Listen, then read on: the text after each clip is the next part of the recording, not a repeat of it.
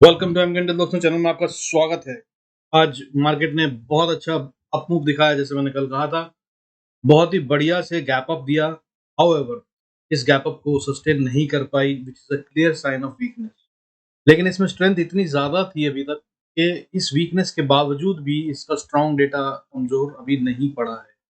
This could have been management for expiry. कल हो सकता है मार्केट फिर से कुछ बड़ा मूव दिखाने की कोशिश करें। तो अगर ऐसा होता है तो फिर हम बहुत स्ट्रॉन्ग हैं और अभी और ऊपर जा रहे हैं। अदरवाइज़ ये यहाँ पर रहकर टाइम बिता सकती है। देखिए, मार्केट में 2 तरह की करेक्शन होती है। एक टाइम वाइज़ करेक्शन होती है, एक प्राइस वाइज़ करेक्शन होती है। जब प्राइस वाइज़ करेक्शन होती है तो मार्केट में डिप आता है और फिर एवरेज के पास पहुँचकर दोबारा से अप मूव शुरू करते हैं। और अगर प्राइस वाइज़ करेक्शन ना हो तो टाइम वाइज़ करेक्शन होता है। टाइम वाइज़ करेक्शन क्या होता है? उसमें प्राइस को वहीं रोके रखते हैं जिससे कि एवरेज ऊपर उठ के उसके प्राइस के पास आ जाती है।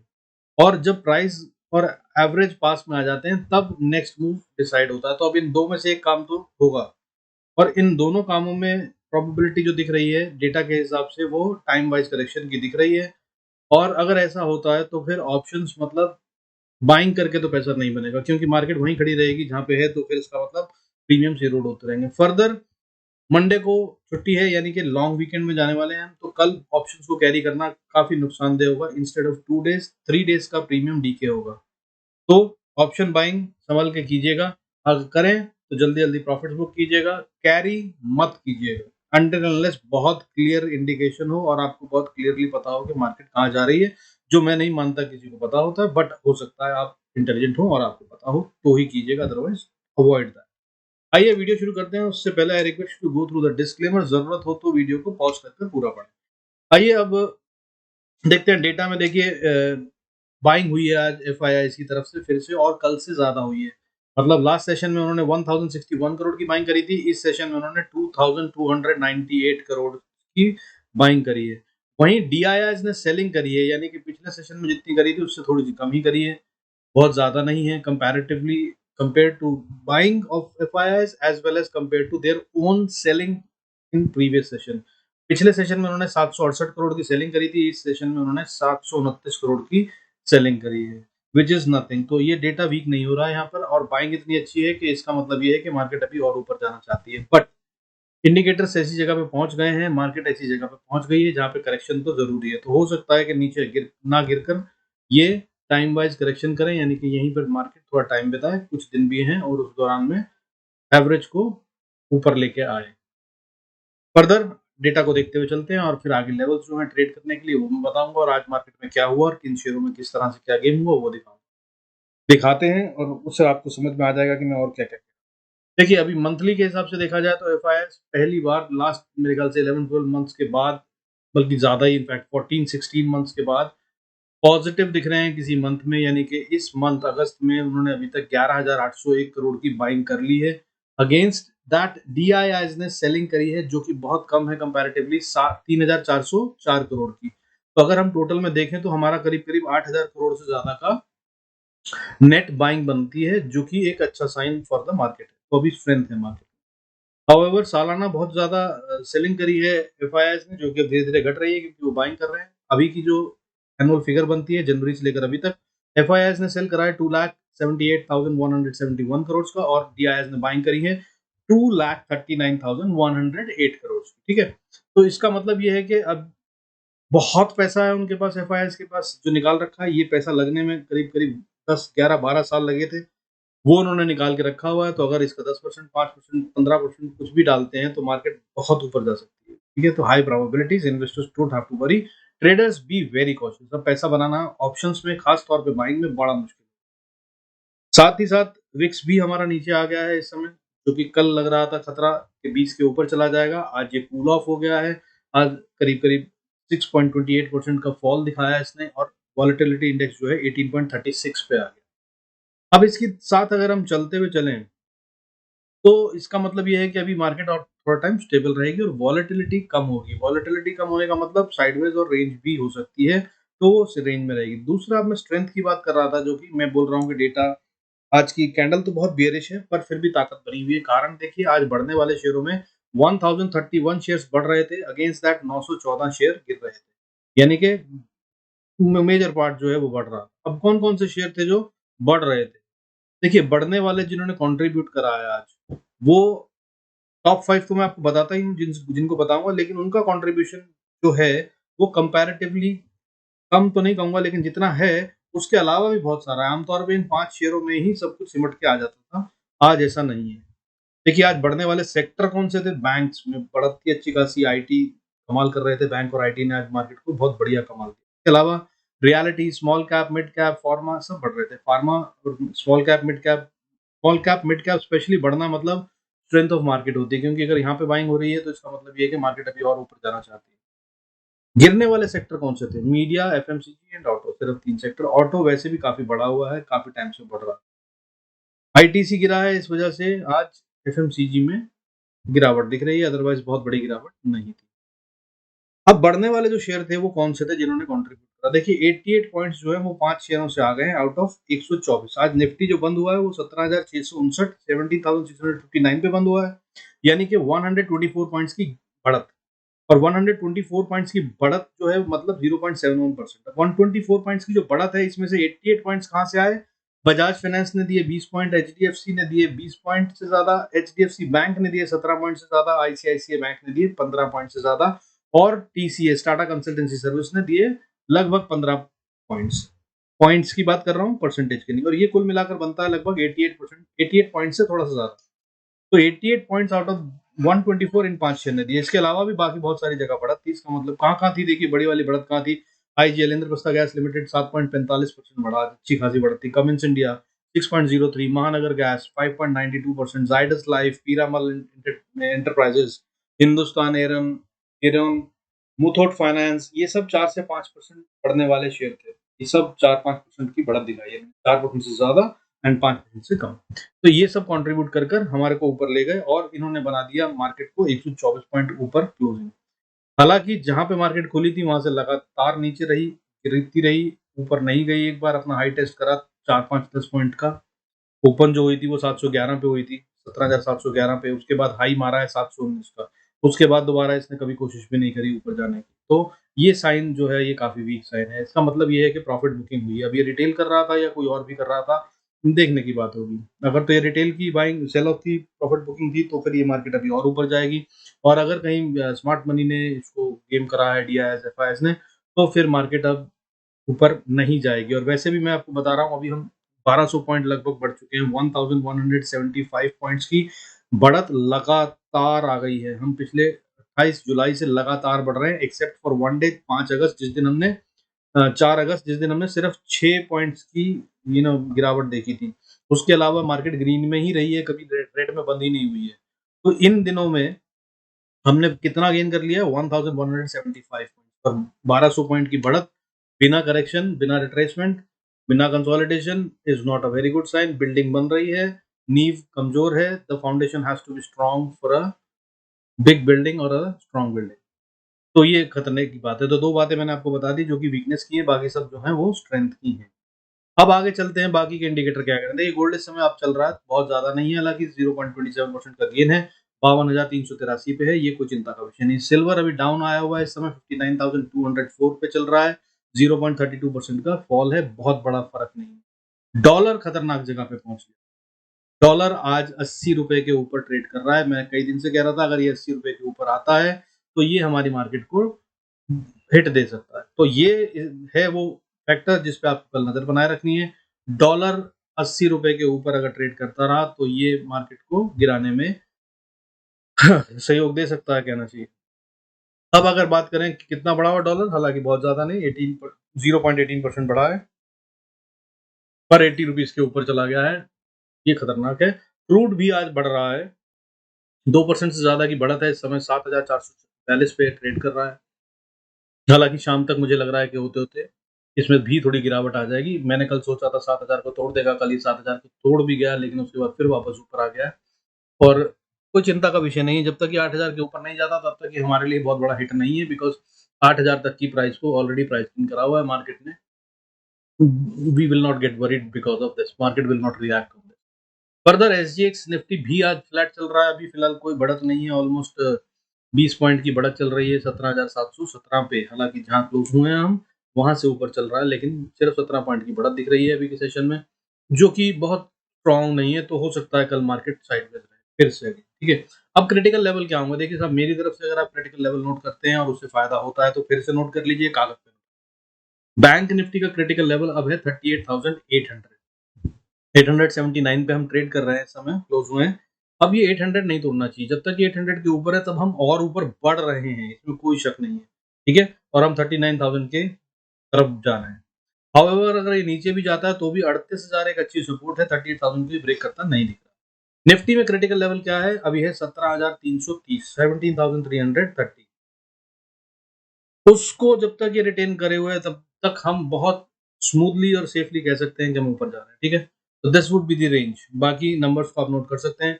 और मैं आपको एक बात बता दूं सॉरी, मैं एक और बात बता दूं आपको। कल तक मैं ये कह रहा था कि बैंक निफ्टी स्ट्रांग है, बैंक निफ्टी स्ट्रांग है, ज्यादा बढ़ेगा। देखिए वो बढ़ रहा है लगातार, उसी तरह से निफ्टी आज 0.71% बढ़ा, बैंक निफ्टी आज फिर से कंपेयर टू निफ्टी ज्यादा बढ़ा 1.55%। लेकिन मैं अब आपको बता रहा हूं कि अब थोड़ा ध्यान रखिएगा, बैंक निफ्टी अभी भी बहुत ज्यादा बढ़ेगा या बहुत ज्यादा गिरेगा, यही है अभी भी गेम चेंजर। लेकिन अभी ये साइन ऐसे दिखा रहा है जहाँ पे ये पहुंच गया बॉर्डर लाइन पे, अगर ये यहाँ से गिरा तो ये अच्छी खासी 1200 पॉइंट की गिरावट दे सकता है, तो नजर रखिएगा इस पे। अब मुझे लग रहा है कि बैंक निफ्टी कल के लिए स्लो रहेगा। बाकी आइए चलते हैं, चार्ट्स देख लेते हैं कल के ट्रेडिंग लेवल्स। उससे पहले before that I request you to go through the disclaimer as per SEBI norms. जरूरत हो तो वीडियो को पॉज करके पढ़ें। आइए चल लेवल चेक करते हैं। देखिए ये है निफ्टी का चार्ट आज का, जो मैं बता रहा था कि ये खुला और खुलने के बाद लगातार गिरता गया।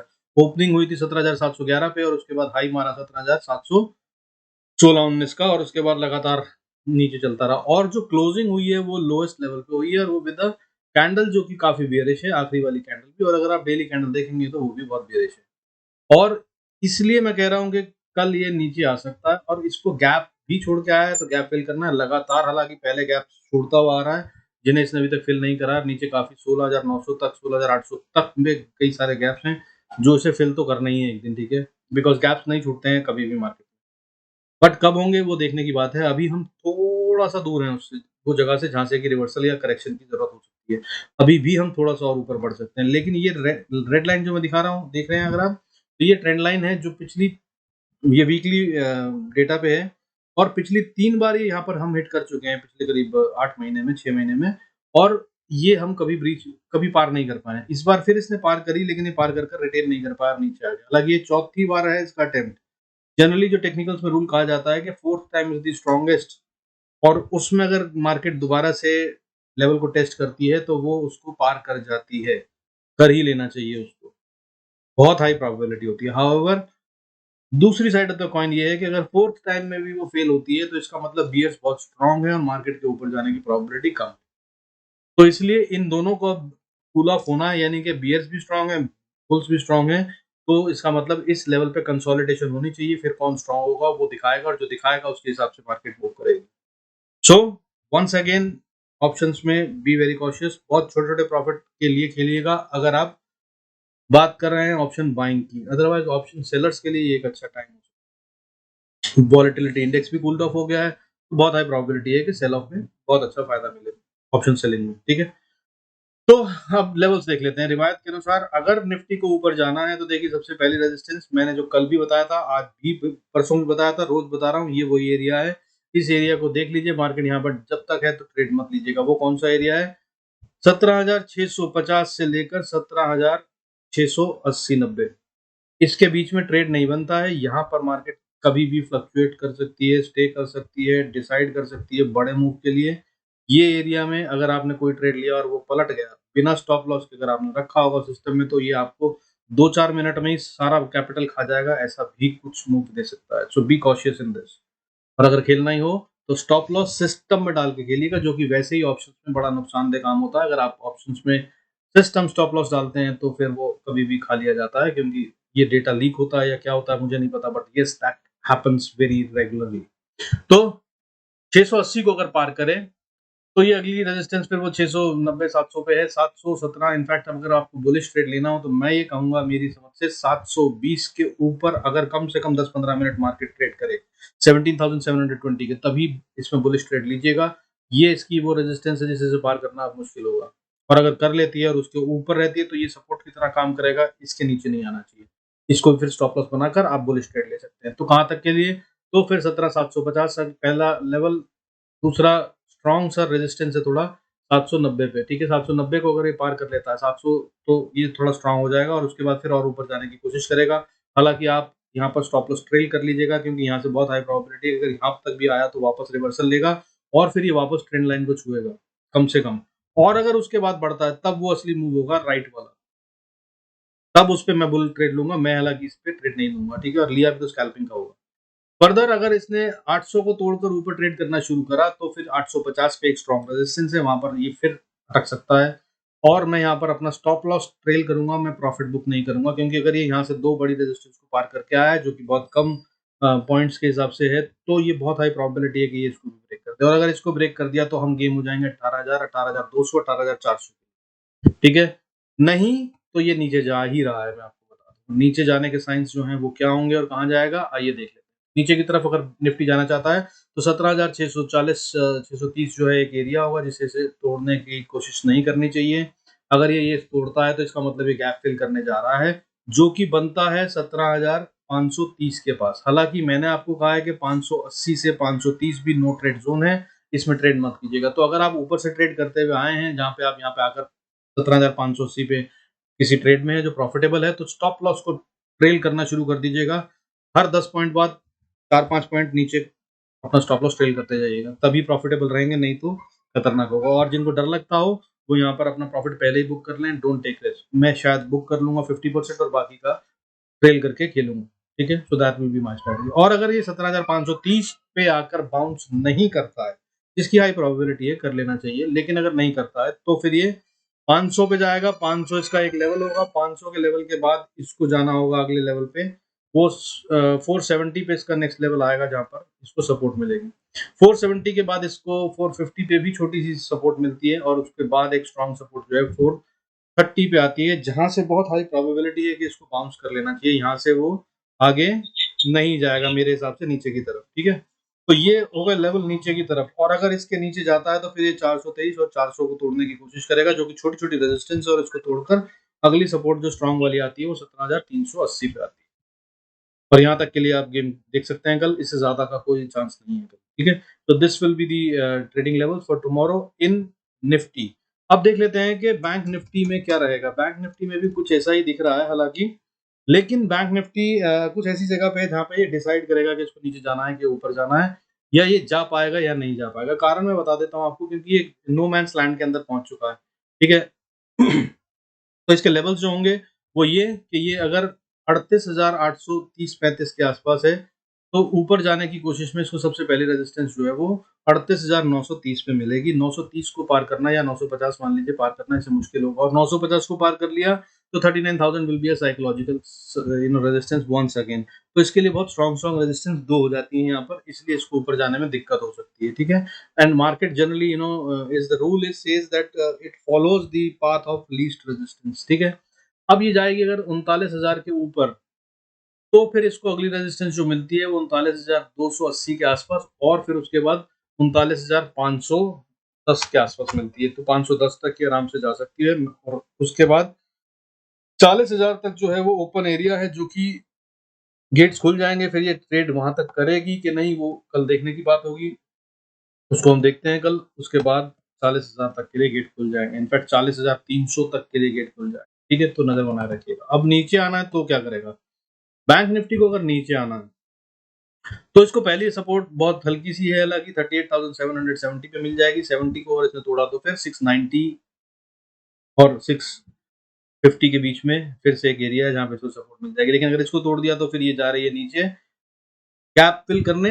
हालाँकि एक स्ट्रॉन्ग सपोर्ट 38,500 पे भी बनती है। 500 के बाद फिर ये कोशिश करेगी कहीं बीच में छोटी-मोटी सपोर्ट लेने की 311 तक, मगर ये जाएगी, गैप फिल करके आएगी 300 311 तक, ठीक है? 290 को इनफैक्ट मान लीजिएगा लेवल, 290 के आगे अपने प्रॉफिट्स को बुक कर लीजिएगा। वहाँ से आगे जाने के लिए इसको फिर से एक बार सोचना होगा। अगर इसको जाना भी है तो थोड़ा-सा ऊपर आकर फिर जाएगी नीचे, लगातार नहीं जाएगी। अब अगर 290 को तोड़कर नीचे चलती है तो अगली सपोर्ट जो बनती है वो फिर 180 पे बनती है। 180 के बाद एक थोड़ी नहीं बहुत स्ट्रॉन्ग सपोर्ट बनती है 38,100 पे। 38,100 को इसे नहीं तोड़ना चाहिए अगर इसको अभी भी ऊपर जाना है और यहाँ से वापस ऊपर चली जाएगी। हालांकि इसके नीचे 38,000 पे भी सपोर्ट है जो कि अच्छी खासी सपोर्ट है, और 950 पे भी 37,950 पे भी एक अच्छी सपोर्ट बनती है। यहाँ से बहुत हाई प्रोबेबिलिटी है कि ये बाउंस करे। तो मैं एक एरिया बता रहा हूँ बाउंस करने का, वो एरिया बनेगा 37,950 से लेकर 38,150 के बीच में।